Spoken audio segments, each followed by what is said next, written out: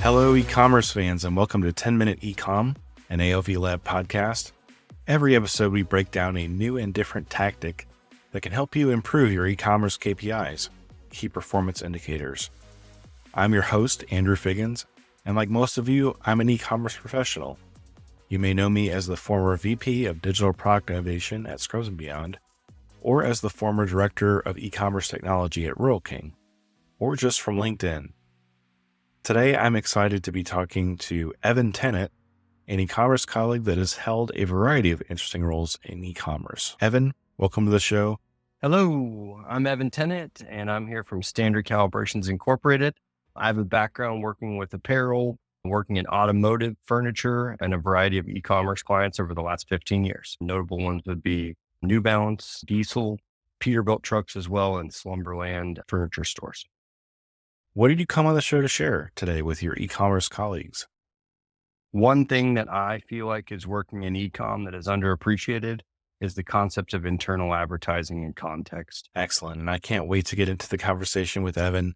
And we'll do that right after this ad. Today's episode of 10-Minute Ecom is brought to you by Constructor.io. If your website isn't relying on Constructor's machine learning algorithms to power your site search, recommendations, and quizzes, you are leaving money on the table. And I know what you're thinking. The host of this show, Andrew Figgins, not only can he host the show, but he can also read podcast ads that he wrote. Is this man proving right now that he's a double threat? Not a triple threat, just a double threat. You're not wondering that. Okay, back to Constructor. I saw up close just how effective Constructor's technology is, having implemented it at Scrubs & Beyond. It's also trusted by Sephora, Life is Good, Birkenstock, Ashley, Bonobos, Petco, Backcountry, Plow and Hearth, and even Target Australia. Go to aovlab.com and click on Vendor Network to set up your 30-minute discovery call with Constructor today. And now, back to the show. Evan, you started off by saying this is like internal advertising. Tell me a little bit about what you mean by that.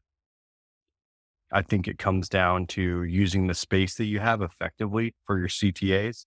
I think it's bringing content back around in a circle where you're reminding people of things that you had highlighted within your pages that wasn't necessarily called out in that moment or in that journey, but it's something that works in terms of conversions. So you want to reserve it. I think that helps with personalization. And I think it also really adds context and ways for benefits to apply.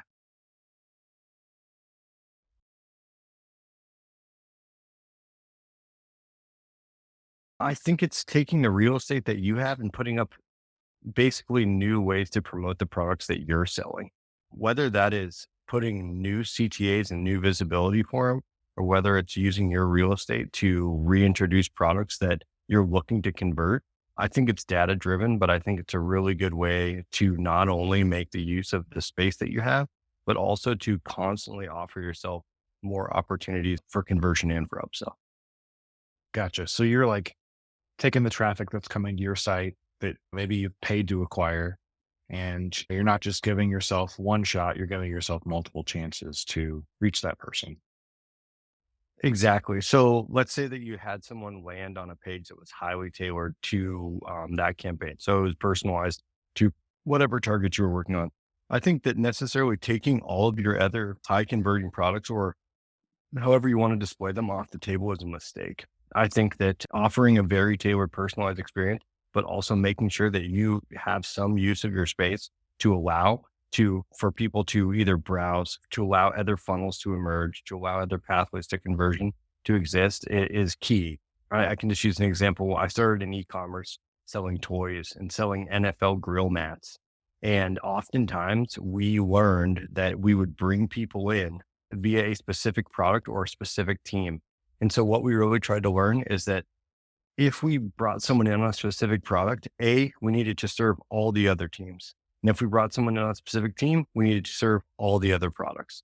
So I think that strategy has just stayed with me through the years. And it's just, I really feel like people's use of their real estate and their calls to action, they just seem like sometimes they get too focused on the personalization of it and they don't allow themselves opportunity for another conversion. I love the example of the NFL grill mat that you mentioned, because I'm just thinking about that customer, and I happen to be a Chicago Bears fan, unfortunately.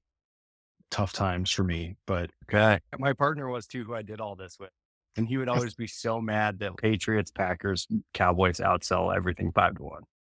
yeah, they play better and they outsell. It's not fair. But I like the idea of like that customer, that Chiefs fan, that Packers fan, that Dolphins fan comes to the site and they're all about the Dolphins or the Chiefs or the Packers, right? Like they are there, to your point, to purchase stuff that has that team's logo on it. So how do you serve them versus how do you serve a different kind of customer? You mentioned taking that and bringing it after your experience working on those into some of your new roles that you've had. Do you have any examples of any ways that you've been able to do that, of really like finding that narrow view of the customer? Yeah. So I would use an example of when I worked with Peterbilt. So with Peterbilt, they had an extensive parts catalog. That parts catalog was really hard to transition into e-com sales. So what we ended up doing is we ended up trying to look at the data a little differently and seeing where we could actually convert these customers. And what we found out was that their die-cast trucks and their branded items actually were the e-com possible items. So really what we did is we tried to make it something at first where we just reminded people via banner, via basically insight programmatic, whether it was native, whether what it was that like, oh, hey, it's exciting to own these collectibles, or there's branded merchandise, there's apparel, there's all these things. And that actually ended up becoming the whole e-commerce strategy. What it basically became was like, maybe if we can get people there for the merchandise and for the branded things and for kind of these collectibles, maybe then they would remember that you could buy parts here. And it actually ended up being one of those reverse or reverse funnel things where it was like, we just tried to be the reference. It was like, this is the depot for the merch and for the collectibles. And then there was a reference for the parts. And in the end, that was one of those things that opened my mind up to being like, man, we used that real estate. At first, they would have never thought to use 1 ounce of the real estate to sell t-shirts and toy trucks. But in the end, they were the driver that allowed it to become a place to know that they could get chrome mirrors, chrome little things that like were really hard to e-com because there's a heavy aftermarket for it. But like once we became the authority and we were Peterbilt, then it worked. That's fascinating. But I have to ask, because you mentioned it was such a new thing for the company to use some of that real estate in this way. How did you convince, your leadership team or those folks that were making those decisions that it would be a good idea? Obviously it worked in the long run. Yeah, at the time I was an e-com sales director for an agency. So it was a pitch, and it was basically a pitch that the data showed that the brand had emergence. So it showed that that was like part of if I remember, it was part of a vintage upswing of the Peterbilt brand gaining some strength. And we started there and we built it into, okay, this is just way too expensive to compete on any kind of PLAs for these products. This is way too expensive to compete with these aftermarket or any of these parts depots, these mega retailers. So how did we place it in there? And it was that like the genuine branded merchandise and all of that, the trademark stuff, all of that, the collectibles, that's what we had as our advantage. That's what we had. That was the most convertible thing that we could offer. Nice. And it sounds like the folks that were your customers, like you said, maybe they came for those collectibles or they came for one set of products, but you were doing something in addition to educate them along their journey. What are some of the things that you did to help introduce that or educate those customers? You may have mentioned some of these things, but maybe more in depth. Yeah, I think some of the things that we did was we tried to show them like where the traffic was attainable. And I mean that in the sense of like, where could we rank? Where could we get the authority? And then where could we afford it? Which is something that I feel like I'm always trying to figure out, even in every position would just be like, and really, I hate to say it, but the last one holds the most weight. What can you afford? If you, especially with product ads, it's really hard to just jump in the game and be dominant. And especially with anything that has some kind of data and traffic behind it, but you're definitely not going to be able to jump in the game for washing machines and compete. It's like that, but maybe you could jump in the game for a new fitting in the cup that holds the pods that does it 100 times better. But how would you do that? that funnel that would take some kind of creativity and some kind of angle where you'd have to build that authority. And in this case, we had part of the authority in the name, but really it came down to, it was a mix of outside the box, but really it came down to like us just looking at it and saying, okay, what could we add to this website that might get some people to spend some money, or that would be something that we have that's unique that we could drive traffic to? And that's where the internal advertising and like this unique play and conversion funnel idea started to come to me.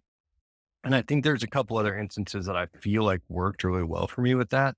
Another one would be working for a company that they made really high end iPhone cords. And essentially they were really always focused on the problem of the other iPhone cords. And that was that they wanted to put all their content into, all their eggs were in that basket. Okay, ours are better. They don't fret. This is that. And I think that in a similar sense, what we did is we really tried to take that focus away. We developed a new web instance, and we took it away from focusing on the problems of others, and we focused it on the absolute massive amount of options that they offered via color, pattern. You could customize all this. And same thing, we just had to take all that web space and all that real estate, and we had to focus it on internal advertising. So when they landed on the page that has purple chargers, we ran a banner that was an animation that then had 75 colors of cords that spun around, and you use it to promote yourself. But it really was like it's just another avenue for conversion. It's the way I felt about it. Very cool. Yeah. Evan, I want to ask, for your colleagues in e-commerce that have heard you talk about this tactic as I have, and I'll be really frank with you. I'm fascinated by it. I think that it's a really good suggestion of a tactic, and one of the first that's been suggested here on 10-minute ecom.